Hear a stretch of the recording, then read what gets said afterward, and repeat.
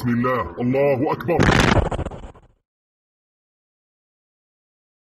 Komandan Brigade Lapis Baja ke-401 dari Divisi ke-162 Israel, Kolonel Ehsan Daksa, dilaporkan terbunuh.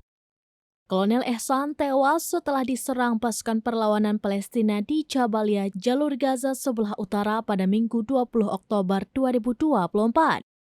Mengutip Tribunnews.com pada Selasa 22 Oktober 2024, saat kejadian, Kolonel Ehsan berada di luar tanknya bersama sejumlah perwira tentara Israel lainnya.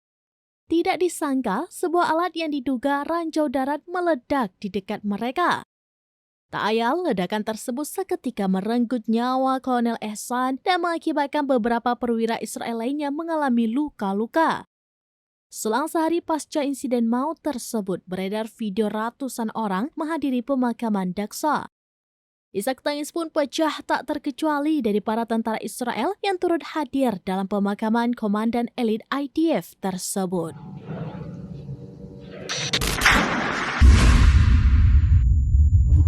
Bismillah, Allahu Akbar. איתנו לעד. יהיה זכרך אחסן ברוך. Allah yarhamak ya batal. Download Tribun X sekarang. Menghadirkan lokal menjadi Indonesia.